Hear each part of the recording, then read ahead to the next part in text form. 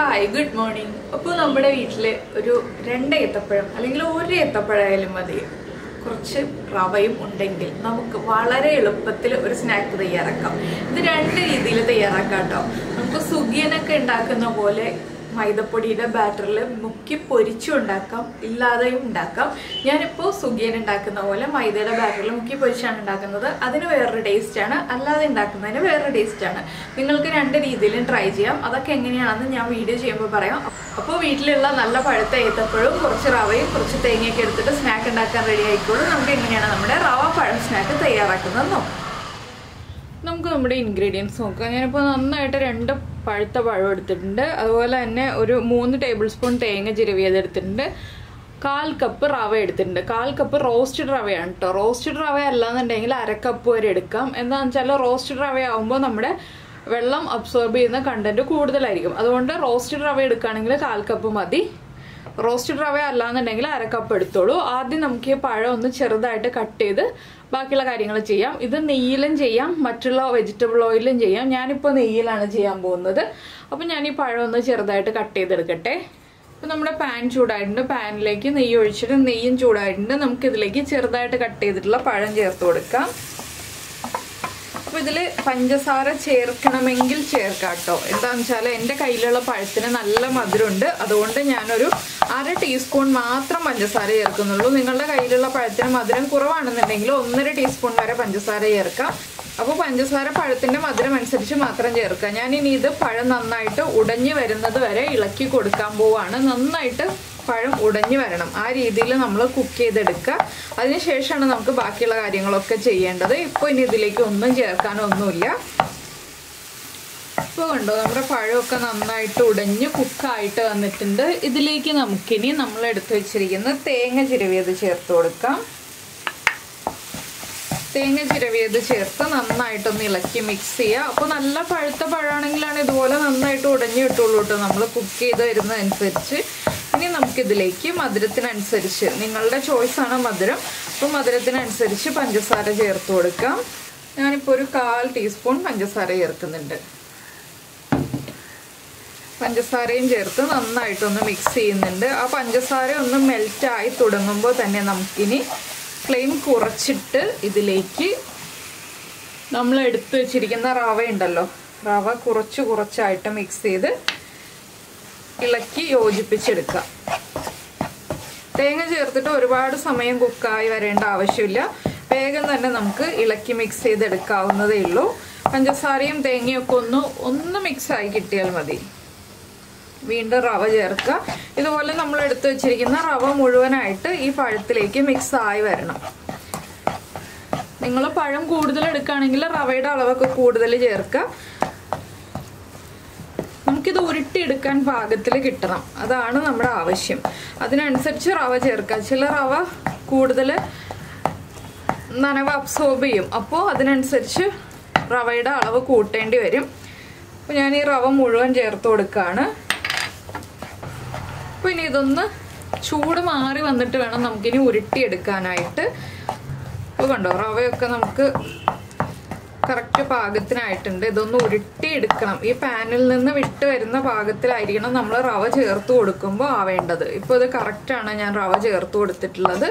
ഇനി നമുക്കിത് flame off ചെയ്ത് ചൂട് മാറാൻ വേണ്ടി വെയിറ്റ് ചെയ്യാം. ചെറിയ ചൂടായി വരുമ്പോൾ നമുക്കിനി ഇതൊന്ന് ഉരുട്ടിയെടുക്കാം. ഇപ്പോൾ ഇതാ നമ്മുടെ മിക്സിൻ്റെ ചൂടൊന്ന് കുറഞ്ഞ് വന്നിട്ടുണ്ട്. നമ്മൾ ഇതുപോലെ നന്നായിട്ടൊന്ന് കുഴയ്ക്കുക കേട്ടോ കൈ കൊണ്ട്. ചെറിയ ചൂടൊക്കെ ഉണ്ടാവും. ഈ ഒരു ചെറിയ ചൂടിലൊന്ന് കുഴച്ചെടുക്കുക. ഇനി നമുക്കിത് ചെറിയ ബോൾസ് ആയിട്ട് ഉരുട്ടുക. ഈ ഒരു വലിപ്പത്തിലോ ഇതിലും കുറച്ചുകൂടി വലിപ്പത്തിലോ ഉരുട്ടാം. ഞാനിപ്പോൾ ഇതാ ഈ ഒരു വലിപ്പത്തിലാണ് ഉരുട്ടുന്നത്. ഇതുപോലെ ഉരുട്ടിയിട്ട് നമുക്ക് ഇത് ഇങ്ങനെ തന്നെ എണ്ണയിലേക്ക് ഇട്ടിട്ട് പൊരിച്ചെടുക്കാം. പക്ഷെ ഞാൻ ഇതുപോലെ പൊരിക്കുന്നില്ല. ഞാൻ എന്താ ചെയ്യുന്നതെന്ന് വെച്ചിട്ടുണ്ടെങ്കിൽ നമ്മുടെ പഴംപൊരിയുടെ ബാറ്ററില്ലേ, പഴംപൊരിയുടെ ബാറ്റർ പോലെ മൈദപ്പൊടിയിലേക്ക് ഉപ്പ്, മഞ്ഞൾപ്പൊടി, ഒരു പിഞ്ച് ബേക്കിംഗ് സോഡ, അതുപോലെ തന്നെ ഒരു പിഞ്ച് പഞ്ചസാര, ഇത്രയും ചേർത്ത് വെച്ചിട്ടുണ്ട്. അങ്ങനെ ഒരു ബാറ്റർ പ്രിപ്പയർ ചെയ്ത് വെച്ചിട്ടുണ്ട്. ആ ബാറ്ററിൽ ഡിപ്പ് ചെയ്തിട്ടാണ് ഞാൻ പൊരിച്ചെടുക്കാൻ പോകുന്നത്. ഇങ്ങനെ തന്നെ പൊരിക്കുന്നതിനേക്കാൾ കൂടുതൽ ടേസ്റ്റ് അതുപോലെ പൊരിക്കുന്നതാണ്. അപ്പോൾ ഇത് ഞാൻ എല്ലാം ബോൾസ് ആക്കി റെഡിയാക്കി എടുക്കട്ടെ. അതിനുശേഷം നമുക്ക് പൊരിക്കാം. അപ്പോൾ എണ്ണയൊക്കെ ചൂടാക്കി വെക്കട്ടെ. അപ്പോൾ ഞാൻ എന്താ ഈ വലിപ്പത്തിൽ ഒരു 12 ബോൾസ് റെഡിയാക്കി എടുത്തിട്ടുണ്ട്. എണ്ണ ചൂടാക്കാൻ വെച്ചിട്ടുണ്ട്. എണ്ണ ഒരുവിധം ചൂടായി തുടങ്ങുന്നേ ഉള്ളൂ.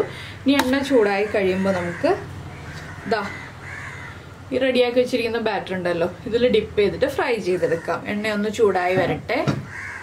അപ്പോൾ നമ്മുടെ എണ്ണ നന്നായിട്ട് ചൂടായി വന്നിട്ടുണ്ട്. ഞാൻ നമ്മൾ റെഡിയാക്കി വെച്ചിരിക്കുന്ന ഓരോ ബോൾസ് എടുത്ത് മാവിൽ ഡിപ്പ് ചെയ്തിട്ട് എണ്ണയിലേക്കിട്ട് ഫ്രൈ ചെയ്തെടുക്കാൻ പോവാണ്. ഒരുമിച്ച് കുറേ എണ്ണം ഇട്ട് കൊടുക്കുന്നതിനേക്കാൾ നല്ലത് 4 or 5 എണ്ണം ഒരുമിച്ചിട്ടിട്ട് ഫ്രൈ ചെയ്തെടുക്കുക. ഇത് ഇളം ചൂടോടുകൂടി ഉരുട്ടുക കേട്ടോ. എന്താണെന്ന് വെച്ചാൽ റവയാണ്, ഇല്ലെങ്കിൽ നമുക്ക് ഉരുട്ടാൻ ബുദ്ധിമുട്ടായിരിക്കും. അപ്പോൾ ഇളം ചൂടോടെ ഉരുട്ടിയെടുക്കുകയാണെങ്കിൽ ഉരുട്ടാൻ എളുപ്പമായിരിക്കും. അപ്പോൾ നിങ്ങൾ ഇതുപോലൊരു സ്നാക്ക് ഉണ്ടാക്കി നോക്കിയിട്ടില്ലെങ്കിൽ ഉറപ്പായിട്ടും ഉണ്ടാക്കി കുട്ടികൾക്കൊക്കെ കൊടുക്കൂ.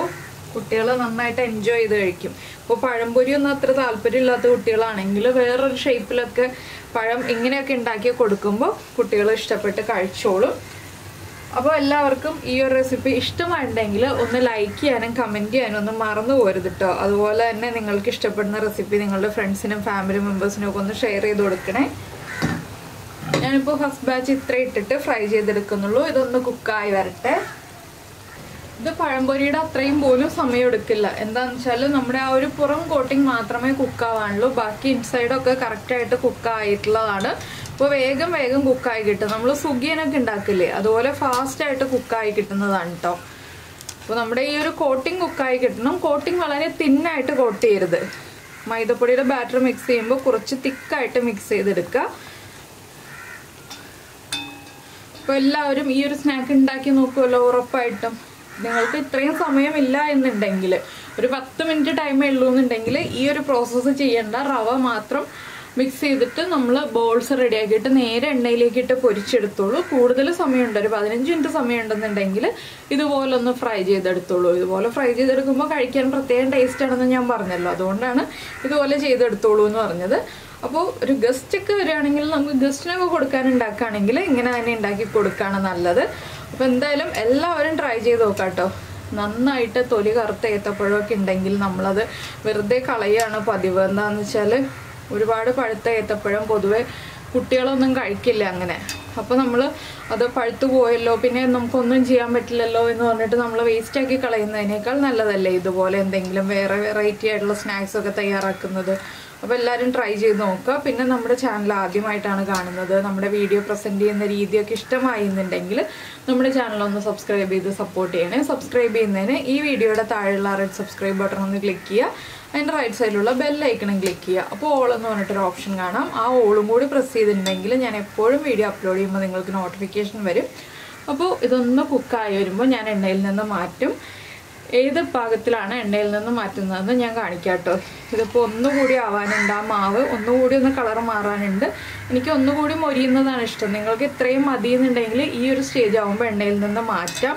എനിക്ക് ഒന്നുകൂടി ഒന്ന് മൊരിഞ്ഞ് കിട്ടുന്നതാണ് ഇഷ്ടം. അതുകൊണ്ടാണ് ഞാൻ ഒന്നുകൂടി ഒന്ന് കുക്ക് ചെയ്തെടുക്കുന്നത്. ഇത്രയും ആയാൽ തന്നെ നമുക്ക് എണ്ണയിൽ നിന്ന് മാറ്റാവുന്നതാണ്. ചിലർക്ക് നന്നായിട്ട് മൊരിഞ്ഞിരിക്കുന്നതായിരിക്കും ഇഷ്ടം, ചിലർക്ക് അധികം മൊരിയുന്നത് ഇഷ്ടമായിരിക്കില്ല. അത് നമ്മുടെ ചോയ്സ് അനുസരിച്ച് വ്യത്യാസം വരുത്താം.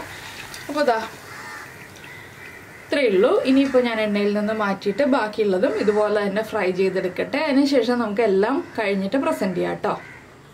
അപ്പോൾ നമ്മുടെ സ്നാക്കൊക്കെ ഇതാ റെഡി ആയിട്ടുണ്ട്. പെട്ടെന്ന് കാണുമ്പോൾ സുഗിയനാണെന്ന് വിചാരിക്കുള്ളൂ, പക്ഷേ കഴിച്ച് കഴിയുമ്പോഴേ സുഗിയനല്ല, ഇതിനുള്ളിലുള്ള ഫില്ലിംഗ് വേറെയാണെന്ന് മനസ്സിലാവുള്ളൂ.